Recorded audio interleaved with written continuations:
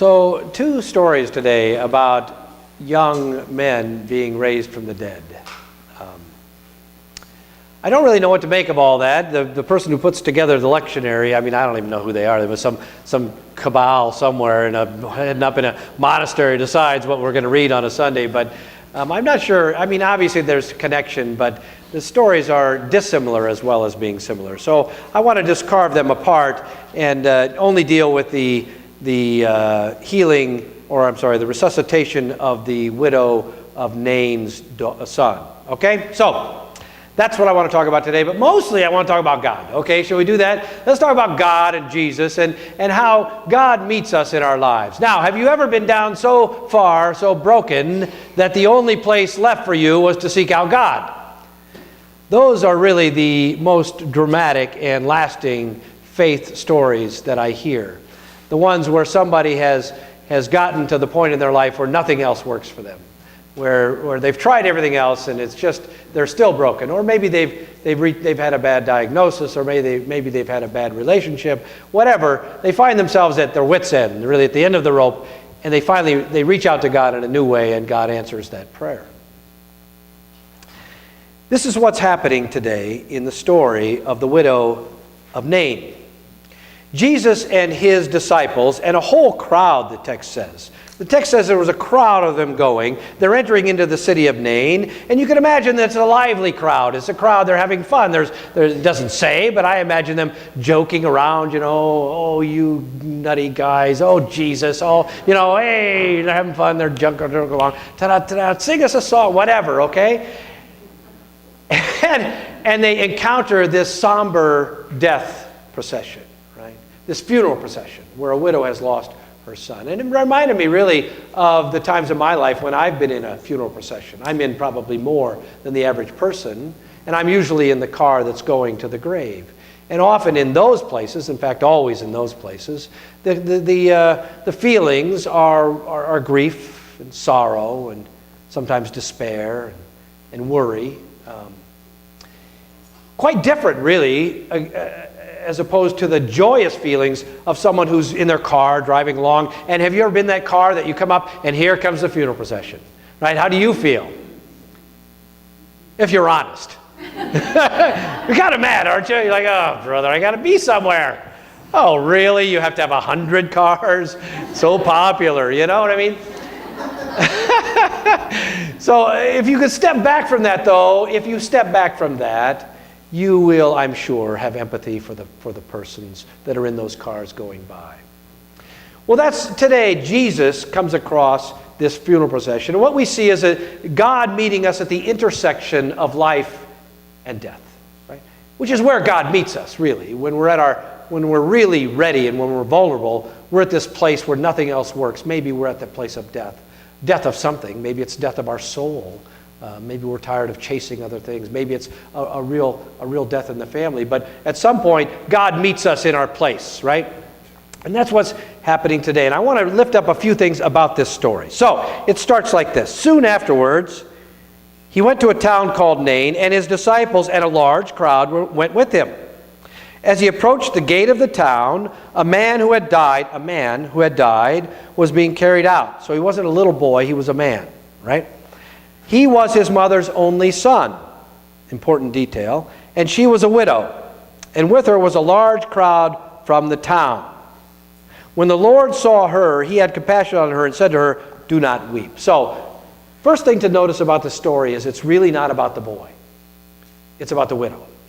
Now, in these days, a widow has status only if she has a male heir, right? So what has happened, she's lost her husband, and so lost the status or her position in society or support that comes from that.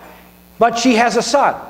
So she's able to live with his authority and status, and he's, I'm sure, supporting her. Now she has lost that support. So now she truly is desolate and desperate and probably in poverty because all of her possessions would revert back now to the husband's family. She would have nothing, and she would essentially be no one. And this is what Jesus encounters. And raising her son is not so much about giving him new life. I mean, good for him, right? But I'm saying it's really to restore her. This is Jesus restoring her to the fullness of her status of human that she had lost. So the first thing to notice is that he's raising the son in order to restore the woman. Then it says, then he came forward and touched the bier, which is the funeral procession, the thing that the body would have been carried in or on. And the bearer stood still, and he said, young man, I say to you, rise. The dead man sat up and began to speak, and Jesus gave him to his mother. Now, what I want you to notice here is that he didn't say to the mom, well, was he a good boy? Was he a kind son? Was he a generous son? Was he a faithful person? Did he go to church all the time? In other words, there is no barrier to raising the son. And I want you to know that's the way it is for you and for me, right? Jesus doesn't come to us saying, well, if you're good enough, if you're smart enough, if you're kind enough, if you're generous enough, if you're faithful enough, if you go to church enough, if you give enough, none of that, right? Jesus meets the procession asking no questions about the qualifications of the person that he's about to raise from the dead, and does it. No bar. And thank God for that. Because even the lowest bar we would trip over, wouldn't we? We would. There is no bar so low that I personally wouldn't knock it over on my way over. Right? I just can't seem to lift my feet that high.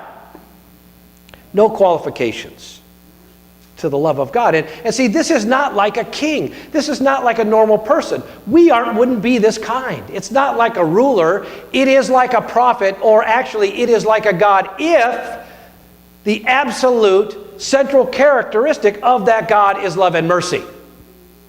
If the absolute central characteristic of that God is love and mercy, there is no barrier. That's the God we serve. That's the God we know. That's the God that the woman met. Okay. Then the third thing I want to raise up is, it says, fear seized all of them, which in this context means belief. Fear seized all of them, and they glorified God, saying, a great prophet has risen among us, and God has looked favorably on his people. This word about him spread throughout Judea and all the surrounding country. What was the crowd's reaction? Fear, which means belief. Praise, which means giving glory to God for the miracle that they've just witnessed. And what? What was the third thing? Yes, they told somebody what had happened. All Judea and the whole country, and thank God for that, because here we are in Elkhorn, Nebraska, a long way from Judea, would you say? 2,000 years, a long time from then, talking about this very thing. Thank God they told somebody, yeah? So, here's what I want to ask you. Have you ever experienced anything in your life that makes you have even the slightest idea that God is alive? Have you ever experienced anything in your life that makes you think that God is alive even today? Because let's be honest, if God's not alive, then what difference does it make? And if God is alive, don't you think God would act? And if God is acting, don't you think we should see it? And if we see it, don't you think we should tell somebody about it and give God glory for it? So, have you had a miracle in your life? I hear about a lot of them. You probably don't, right? Why? Because we're afraid to tell anybody. Sometimes if we experience a miracle, the most we'll ever do is we'll say to somebody that we, like in the middle of the night, we'll turn to our spouse and go, guess what happened? I have to tell you something, but don't tell anybody else. Because why? Because they'll think you're crazy. Yes, a fanatic, right? A lunatic. It's much easier for me to tell somebody that I'm a Nebraska football fanatic than that I'm a Jesus fanatic. Yeah? I'm quite proud of the fact that I have red all over my house, right? What if a miracle happened to you? Has a miracle ever happened to you? And if so, see, here's the thing. I'm afraid that the church has forgot to recognize miracles. And I think the church has forgotten how to tell people about the miracles that they have in their lives. Now, so let me model it for you. I was in seminary, and a woman that I met there is just a brilliant, dear friend of mine to this day. Probably the most brilliant priest that I know. And very bright person. She had a big career with Quark, which was like a a software company, right? And she was in seminary, like me, second career. Anyway, the point I'm making about her is she was not some lunatic. She was not some crazy person. Oh, Jesus, none of that. This is a very quiet, smart, intelligent, real person. She says to me one day at coffee, Mark, I don't tell many people this, but I was diagnosed with cancer. They had seen it on the x-ray, they had done the biopsy, whatever, they'd done the diagnosis. And after some time of prayer, something happened because when I went back to the doctor, it was gone. Now look, I don't know what to tell you about it. All I can tell you is she told me about it. And it happened, right? I can't deny it or confirm it. I can just tell you that she told me. I have a person in my life that is very, very close to me. And if anything were to ever happen to this person, it would absolutely shatter my life. And about 18 months ago, this person decided that they were going to drink themselves to death. And was not able to be found, fell out of communication with roommates, etc. And we weren't able to talk to him for a long time. And so we knew something was up. Well, anyway, I did everything I could think of. And ultimately, there was nothing else I could do. And so for 2 straight nights, I couldn't sleep.